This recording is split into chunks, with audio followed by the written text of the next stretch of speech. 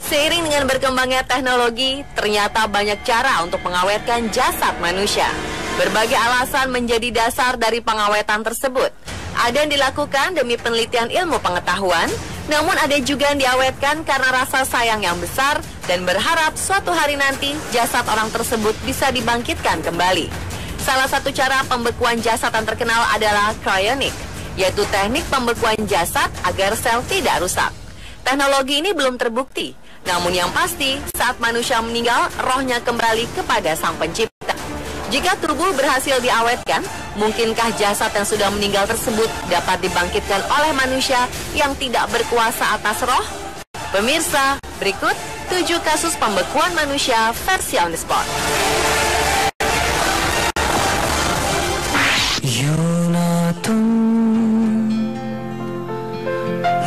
Seorang guru spiritual di India yaitu Ashutosh Maharaj yang sudah meninggal Januari silam dibekukan oleh para pengikutnya. Jenazah sang guru ditempatkan dalam sebuah lemari pendingin untuk mempertahankan tubuhnya karena diyakini ia akan kembali hidup untuk memimpin mereka. Terlebih Maharaj ditemukan tak bernyawa saat sedang berada dalam kondisi meditasi yang mendalam. Maharaj dinyatakan meninggal oleh pihak berwenang di negara bagian Punjab setelah diduga mengalami serangan jantung. Maharaj merupakan pemimpin organisasi Divya Jyoti Jagrati Sansthan atau Misi Kebangkitan Cahaya Ilahi yang mengklaim mempunyai pengikut lebih dari 30 juta orang. Bagi para pengikutnya, sang guru bukan meninggal.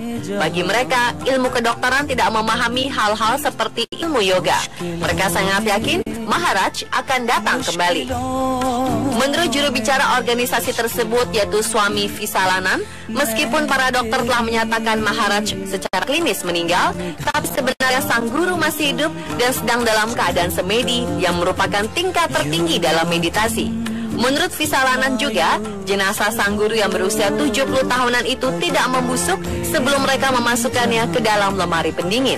Awalnya tubuh sang guru akan dibalsem, namun niat itu diurungkan karena proses kebangkitannya akan terganggu.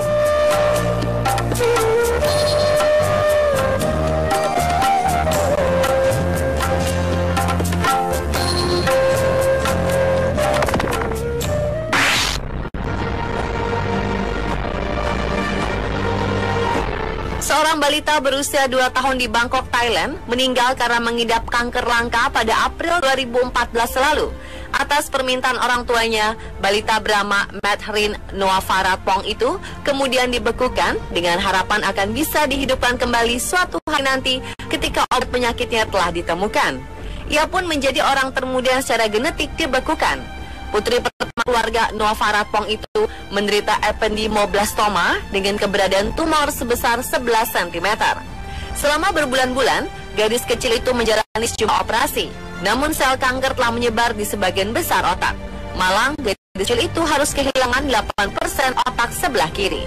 Kondisi ini membuat harapan untuk sembuh jadi makin tipis. Dan setelah meninggal, orang tua Mathrin yang juga seorang dokter mengambil keputusan untuk mencoba cryonics, yaitu pembekuan dengan harapan Mathrin bisa dihidupkan kembali setelah obatnya ditemukan. Sebelum mereka membuat keputusan, keluarga menghubungi Alcor Life Extension Foundation, salah satu organisasi terbesar yang menawarkan cryonics. Akhirnya perfusi cryoprotective Mathrin dilakukan di Thailand sebelum pengiriman tubuh Mathrin ke Amerika. Menurut Direktur Medis yaitu Aaron Drake, otak Mathrin telah diambil dan dipelihara dalam stainless steel. Vakum wadah terisolasi yang diisi dengan nitrogen cair. Tubuhnya akan disimpan lagi dalam cryofreeze sampai obat ditemukan.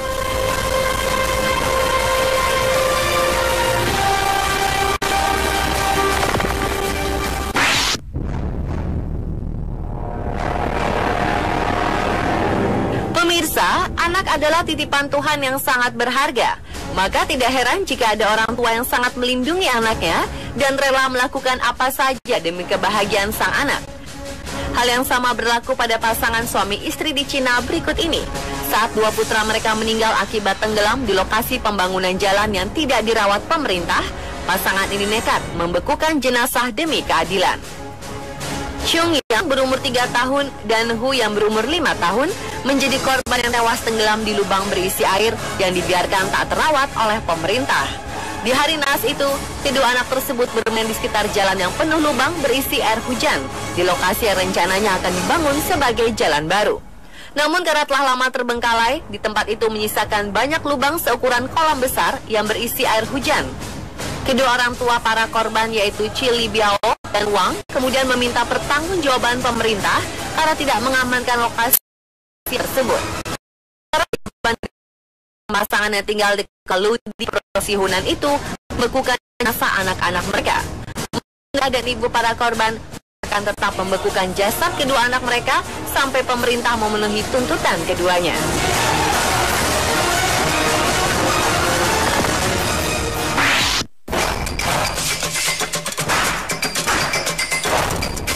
Pemirsa, ternyata teknologi pembekuan manusia bukan di zaman modern saja baru terjadi. Hal itu sebenarnya sudah lama terjadi, walau dengan cara yang tidak secanggih sekarang. Suku Indian di masa lampau memiliki sebuah ritual untuk mempersembahkan korban pada dewa-dewa yang mereka anut, yang dikenal dengan sebutan ritual Kapakocha. Hal itu terungkap saat ditemukan jasad gadis suku Inka yang masih dalam keadaan baik, padahal jasadnya sudah berusia lebih dari 500 tahun. Pada 1999 lalu, sekelompok peneliti menemukan mumi gadis yang diperkirakan berusia 15 tahun saat dikorbankan. Konon, ia adalah salah satu gadis dengan kondisi tubuh yang sempurna, sehat dan cantik.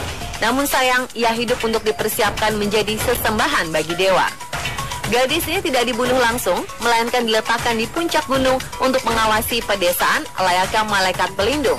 Setelah diteliti, gadis Inka ini diketahui meninggal karena ada infeksi bakteri. Namun rambut dan organnya utuh, darah mengalir pada paru-paru dan jantung. Ia juga memiliki kulit yang halus dan wajah yang masih berbentuk. Karena cuaca yang sangat dingin dan kekurangan udara, maka ia meninggal perlahan-lahan saat dikorbankan, sehingga ia seperti dibekukan oleh alam. Karena itulah gadis ini meninggal dengan bentuk tubuh yang masih bagus, muda, dan kondisi jasad baik meski sudah bertahun-tahun.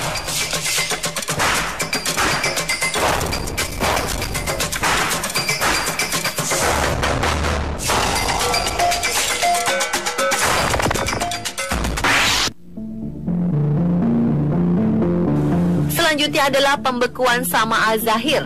Sama'a adalah bayi yang baru berusia 1 bulan saat dokter memutuskan ia harus dioperasi. Jika tidak, Sama'a dapat meninggal. Pembuluh darah Sama'a yang mengalir ke jantungnya terhubung dengan cara yang salah. Seharusnya pembuluh darah itu membawa darah yang berisi oksigen dari paru-paru ke sisi kiri jantung, tetapi yang terjadi justru sebaliknya. Namun para dokter di Great Ormond Street Hospital di London menemui kesulitan saat harus mengoperasi bayi kecil tersebut. Akhirnya para dokter membuat sebuah terobosan revolusioner, yaitu agar dapat bertahan hidup, bayi ini terpaksa harus dibuat mati suri dengan cara dibekukan. Darahnya didinginkan dari suhu normal manusia, yaitu 37 derajat Celcius, menjadi 18 derajat, menggunakan mesin bypass jantung dan paru-paru. Kemudian para dokter itu nekat menyuntikkan obat dan mematikan mesin bypass yang secara tidak langsung menghentikan detak jantung sang bayi. Untuk mencegah kerusakan pada organ dalam dan otak Sama'a, para dokter ahli bedah bekerja keras melawan waktu untuk merestart jantung bayi ini, karena jendela keselamatan maksimum adalah 50 menit. Jika melebihi batas itu, dikhawatirkan bayi Sama'a akan mengalami cacat bahkan kematian. Untunglah Sama'a berhasil kembali ke dunia dalam waktu 23 menit. Darah hangat langsung terpompa setelah mesin dihidupkan dan suhu tubuh Sama'a kembali ke titik normal, yaitu 37 derajat Celcius. Jantung bayi mungil ini pun pelan-pelan kembali berdetak lembut. Kini, 5 bulan setelah operasi penyelamatan yang menegangkan, Sama'a telah sembuh seperti bayi-bayi normal lainnya.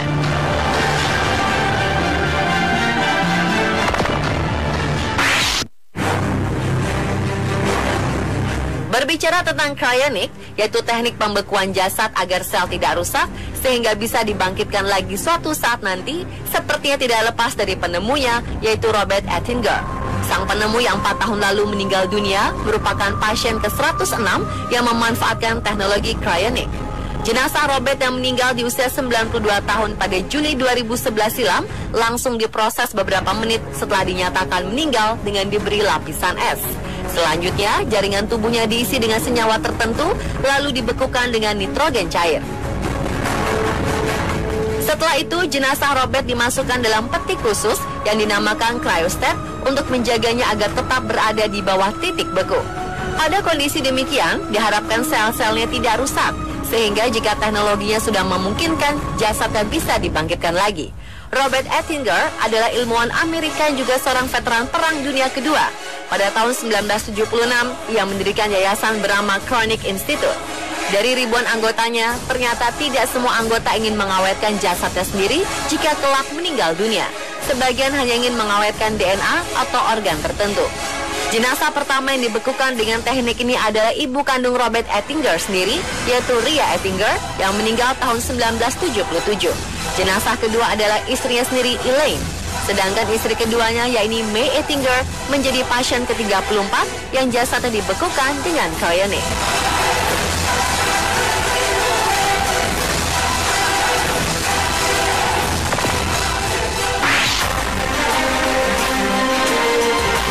Saat legenda tim Amerika Ted Williams meninggal di usia 83 pada 2002 silam, tubuhnya dibekukan supaya ia bisa dihidupkan lagi di masa mendatang. Padahal pada 1996 sebelum meninggal, Ted sendiri membuat wasiat bahwa ia ingin dikremasi jika meninggal dunia dan abunya disebar di lautan. Namun hal itu tak disetujui oleh anaknya John yang ingin jasad ayahnya dibekukan. Dua anaknya yang lain mendukung gagasan ini dengan alasan agar mereka dapat bersama lagi di masa mendatang, meski itu hanya sebuah kemungkinan. Namun putri tertuanya menentang keputusan itu, walau akhirnya menyerah setelah ia kehabisan uang untuk biaya legal. Keputusan untuk kremasi dan membekukan tubuh Ted sendiri sempat memantik kontroversi besar dalam keluarga sang atlet, hingga sempat terjadi tuntut-menuntut. Akhirnya jasadnya tetap dibekukan hingga sekarang dengan kepalanya terpisah dari tubuh. Sementara itu, John, putra Ted sendiri, akhirnya meninggal karena leukemia tahun 2004. Jasadnya kemudian dibekukan di sebelah jasad beku ayahnya, Ted Williams.